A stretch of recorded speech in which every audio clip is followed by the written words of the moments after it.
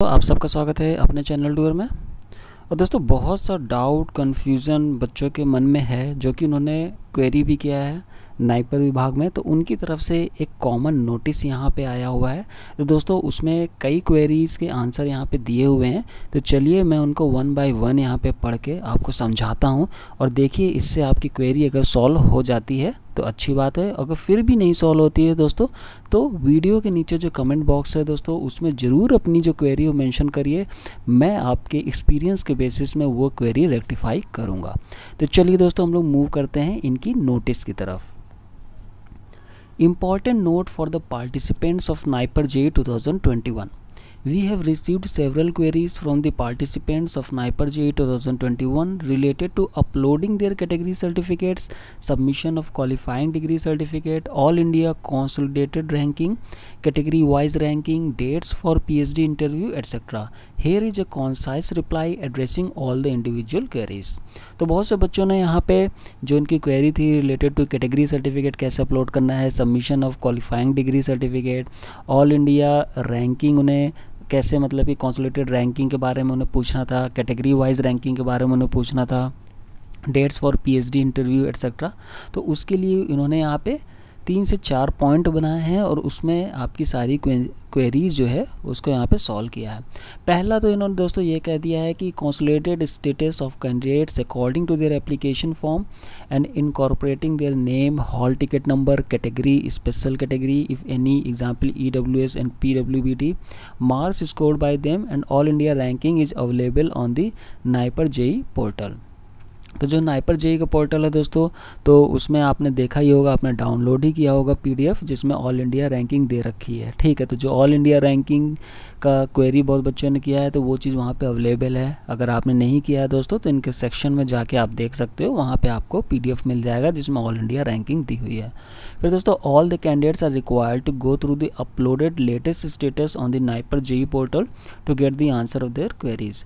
Majority of the queries are related to that information which are already available in the master PhD brochure of NIPER JEE 2021। तो दोस्तों यहाँ पे उन्होंने कुछ clear नहीं किया है, साफ ये कह दिया है कि जो मैक्सिमम क्वेरीज़ है वो आपके जो ब्रोकर जो आप डाउनलोड करोगे, जो आपने किया भी होगा पहले नाइपर जेई का, तो उसमें मैक्सिमम क्वेरीज सॉल्व है। तो दोस्तों यहाँ पे हमें कुछ खास पता नहीं चल रहा, लेकिन सेकंड में इन्होंने कुछ क्लैरिफाई किया है, जैसे all those candidates who are not able to submit their qualifying degree certificate because of any reason they will be allowed to appear in the web counselling subject to submission of qualifying degree at the time of commencement of first semester examination of the course in which they have got the admission. Otherwise their admission will be cancelled and the fee paid by them will be forfeited. तो दोस्तों बहुत से बच्चों का ये query हमेशा रहता है कि अब जैसे वहाँ पे उनका आप PDF डाउनलोड करोगे ऑल इंडिया रैंकिंग की, तो सामने लिखा हुआ है कि इस बच्चे ने क्वालिफाइंग डिग्री नहीं दी है, तो दूसरे बच्चे ने वहाँ पे जो कैटेगरी सर्टिफिकेट है वो चीज़ अपलोड नहीं किया है। तो ये सारी चीज़ें दोस्तों कॉमन रहती है, बच्चे नहीं करते और उसमें घबरा जाते हैं कि अब हमें क्या करना है।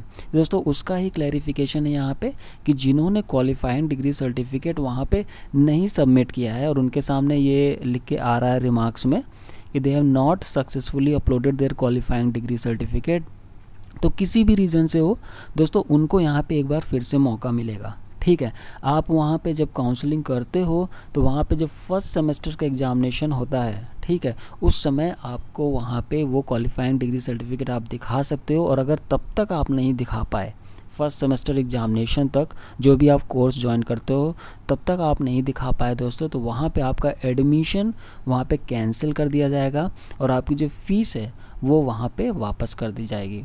ठीक है, तो कहने का मतलब दोस्तों आपके पास जो मैक्सिमम ड्यूरेशन रहता है, जो भी आपने वहाँ पे सर्टिफिकेट्स वगैरह नहीं अपलोड किए हैं वो आपके फर्स्ट सेमेस्टर एग्जामिनेशन तक रहता है। ठीक है, तो आपको तब तक कर देना है। इसलिए यहाँ पे साफ लिखा है कि they will be allowed to appear in the web counselling subject to submission of qualifying degree at the time of commencement of first semester examination.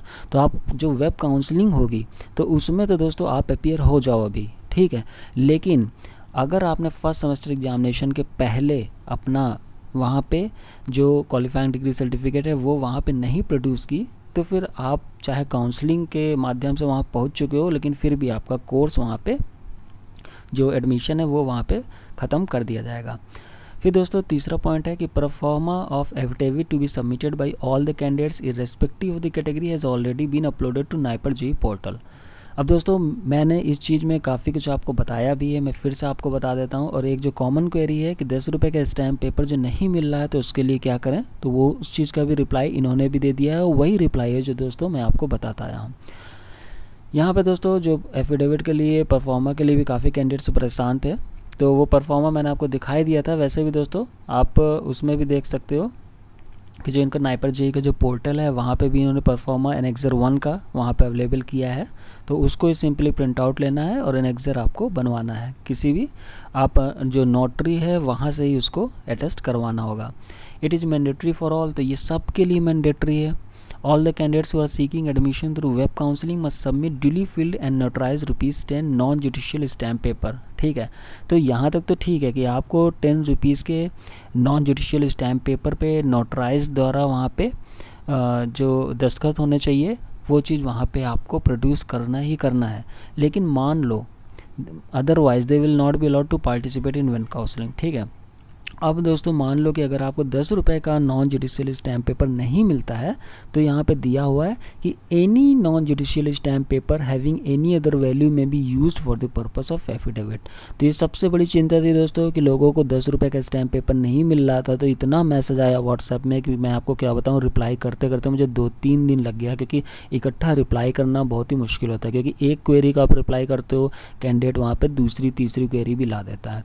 तो इसलिए दोस्तों यहाँ पर इन्होंने साफ लिख दिया है कि अगर आपको 10 रुपये का स्टैम्प पेपर नहीं मिलता तो इसमें घबराना नहीं है, किसी भी वैल्यू का आप वहाँ पे नॉन जुडिशियल स्टैम्प पेपर पे एफिडेविट बनवा सकते हो। तो अगर आपको वहाँ पे 20 रुपये का मिलता है, आपको 100 रुपये का स्टैम्प पेपर मिलता है तो आप उस पर भी बनवा सकते हो। इसमें कोई घबराने की बात नहीं है कि हमें 10 रुपये का नहीं मिल रहा है स्टैम्प पेपर तो हम एफिडेविट नहीं बनवा रहे हैं, क्योंकि एफिडेविट बहुत ज़रूरी है और ये सब के लिए मैंडेटरी है। तो इसलिए आपको वहाँ पे इसको सबमिट ही करना है। अगर नहीं सबमिट कर पाओगे तो फिर आप काउंसलिंग में फिर अपीयर नहीं हो सकते हो। If any required certificate is not available with the candidate before or at the time of web counseling, they may provide such certificate compulsorily for the purpose of physical verification when they report to the respective NIPER where they have got admission. Otherwise, their admission will be cancelled and the fee deposited by them will be forfeited. अब दोस्तों मान लो कि आपने वहाँ पे जो remark में है कि आपके पास कैटेगरी सर्टिफिकेट नहीं है, आपके पास दूसरे और भी जो सर्टिफिकेट हैं वो नहीं है वहाँ पे, ठीक है, क्वालिफ़िकेशन के सर्टिफिकेट्स वगैरह कोई भी इसमें से मिसिंग है, नहीं है, तो आपको घबराना नहीं है, आप वेब काउंसलिंग में अपीयर हो सकते हो। ठीक है, लेकिन आपको वहाँ पे फिजिकल वेरिफिकेशन के समय जब आप उस कॉलेज को ज्वाइन करते हो जो आपको कॉलेज मिला हुआ है, तो उस फिजिकल वेरिफिकेशन के समय आपको अपना वहाँ पे सर्टिफिकेट प्रोड्यूस करना ही है, ओरिजिनल सर्टिफिकेट आपको दिखाना ही दिखाना है। अगर आप वहाँ पे नहीं दिखा पाते हो तो आपका कैंडिडेचर वहाँ पे निरस्त कर दिया जाएगा और आपकी जो फीस है वो वहाँ पे फॉरफिटेड कैंसिल हो जाएगी। फिर दोस्तों पीएचडी कैंडिडेट्स के लिए दिया है कि regarding PhD admission ranking will be given after successful completion of the interview. तो एक बार इंटरव्यू कंप्लीट हो जाएगा उसके बाद आपकी रैंकिंग वहाँ पे दी जाएगी कि किस बच्चे की कितनी रैंक है। Schedule of interview for PhD admission different subjects along with the short listed candidates for interview will be uploaded to the website shortly. तो ये सारा कुछ आपके वेबसाइट में जो शेड्यूल वगैरह है वो सारा कुछ वहाँ पे अभी अपलोड हो जाएगा। New query will be entertain regarding the candidates who are not short listed for interview. अब जो बच्चे इंटरव्यू के लिए नहीं शॉर्ट लिस्ट हुए हैं दोस्तों वो तो बिल्कुल क्वेरी ना करें, क्योंकि वहाँ पे क्वेरी का कोई भी आपको आंसर नहीं दिया जाएगा। All the short listed candidates will be intimated about the schedule of interview through registered email. तो उनके ईमेल में जितने भी शॉर्ट लिस्टेड कैंडिडेट्स हैं उनके ईमेल में आ जाएगा मैसेज। और दोस्तों इसलिए मैं बराबर कहता हूँ कि अपना मोबाइल नंबर ईमेल आईडी हमेशा सही देनी चाहिए, गलत नहीं देनी चाहिए। अगर वो गलत होगी तो दोस्तों आपको ये जो गलती है बहुत भारी पड़ सकती है, क्योंकि यहाँ पे भी आप देखो कि जो लोग भी शॉर्ट लिस्टेड हैं तो उनको ईमेल के थ्रू ही वहाँ पे आपको इंटीमेट किया जाएगा। ठीक है, तो इसलिए हमेशा ये चीज़ ध्यान रखिए कि मोबाइल नंबर और ईमेल आईडी हमेशा जो एक्टिव हो, ठीक है, वही आपको रखनी चाहिए, क्योंकि आपके अभी स्टार्टिंग ऑफ द एग्जामिनेशन से लेके जब तक आप वो कोर्स पूरा कर नहीं लेते हो तब तक उसमें कुछ ना कुछ आपके इम्पॉर्टेंट चीज़ें आती रहेंगी। ठीक है, तो इसलिए इनको हमेशा एक्टिव रखिए। अब दोस्तों इनसे यहाँ पे आपके बहुत से डाउट्स क्लियर हो गए होंगे, लेकिन अगर फिर भी नहीं क्लियर हैं तो दोस्तों इस वीडियो के नीचे ज़रूर कमेंट करिएगा। और अगर ये वीडियो आपको समझ आ गई है फिर भी दोस्तों ज़रूर कमेंट करके बताइएगा कि वीडियो आपको कैसे लगे। आपका एक कमेंट और एक लाइक दोस्तों मुझे मोटिवेट करना है ताकि मैं आपके लिए अगली वीडियो लाऊँ। Thank you, take care, bye bye.